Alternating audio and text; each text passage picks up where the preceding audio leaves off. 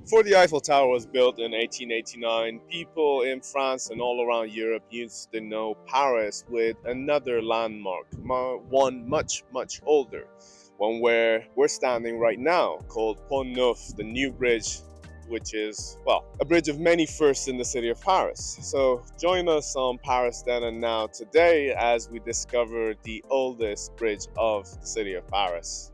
Come with me. The idea of Pont Neuf as a bridge not covered with houses, a bridge built entirely in stone, and a bridge that would allow other types of, well, vehicles like personal carriages to pass over the river was proposed. This was game changing.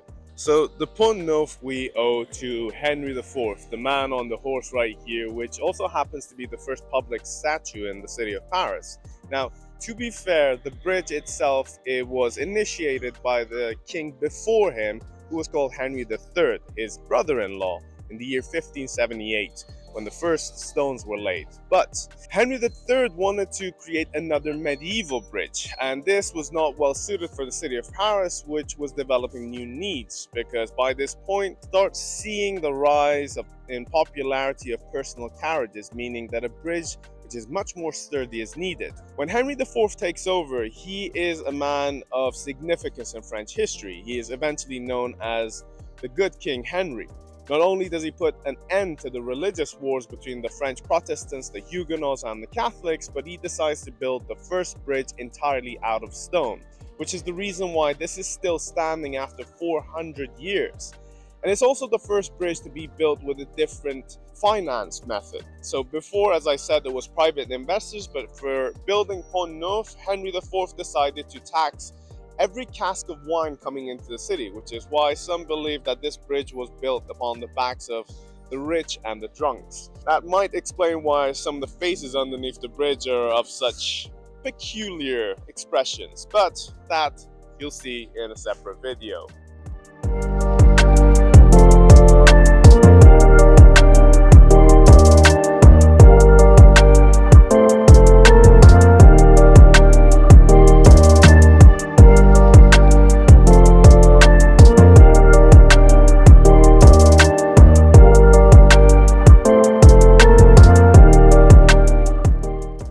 Where we're standing right now is currently called Place du Vert Galant, but it used to be two separate islands.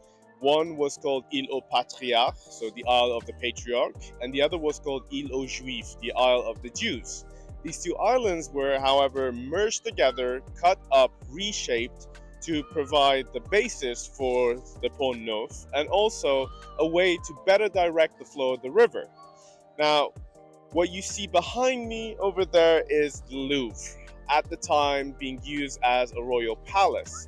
But on the right bank where it's located in the early 1600s, there wasn't, well, much else. So with the construction of Pont Neuf completed in 1606, the right bank and everything that later developed on that side was integrated into the city sphere.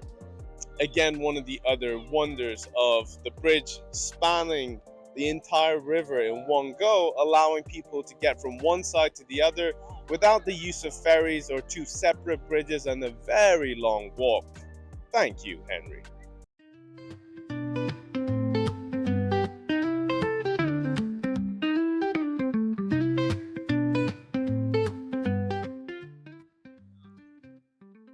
You know, one of the most groundbreaking inventions that Pont Neuf came up with, something they couldn't even find a word for decades, the sidewalk. Yeah, because before that, people were used to sharing the same place to walk with carriages and risking their lives in doing so by perhaps getting trampled. But no, Pont Neuf was not that type of bridge. Pont Neuf decided to be the first paved bridge of the city and also provide for an elevated strip on the side, which was reserved solely for piétons, pedestrians, another word that entered into the French vocabulary because of, well, the inventions and innovations of the new bridge. With the innovation of the sidewalk came something else, a great social equalizer.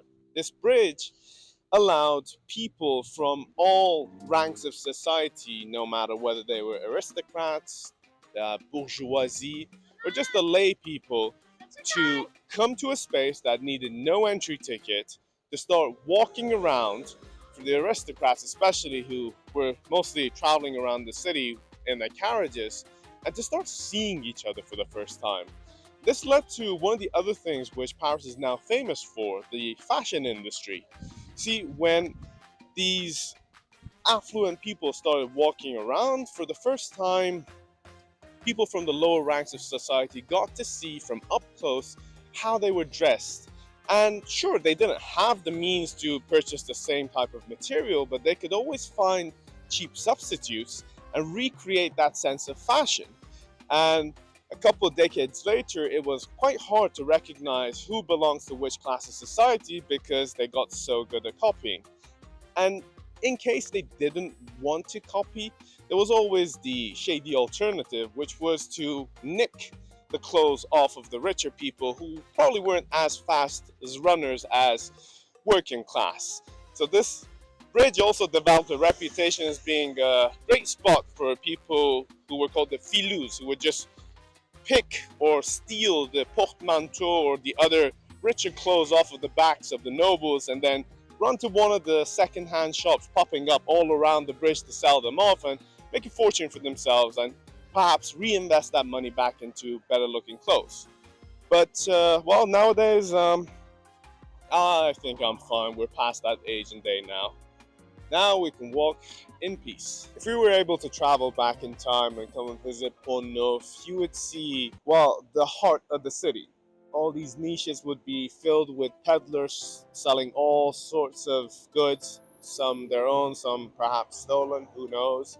You'd see street performers, whether they were musicians or singers or actors.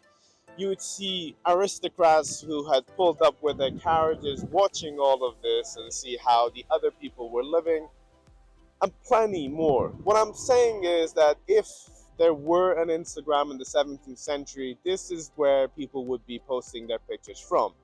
And sure, now in the 21st century, this might not be the most Instagrammable spot, but Pont Neuf is not to be overlooked. It is a place of many firsts, and it's still a great place to check out to this day. You might want to come here and walk from one end to the other and check out neighborhoods on both sides. On the right bank, you would have, you would have the Louvre and the royal residences, which is nowadays one of the biggest museums of the world. And on the left bank, you would have the Saint Germain neighborhood with plenty of cafes and restaurants to check out. And if you do ever want to know more about Pont Neuf, aside from, well, stopping and reading one of the many plaques all around this place, you might want to check out this great book called How Paris Became Paris by, I'm going to pronounce this like a French person, Jean de Jean. It's an amazing book with an entire chapter dedicated to this bridge, which I drew a lot of inspiration from, and I would recommend to everyone who's interested in the history of this city. But as always, you know you can rely on us, Paris Then and Now, for more into the past and present of this city of lights. So until next time, au revoir.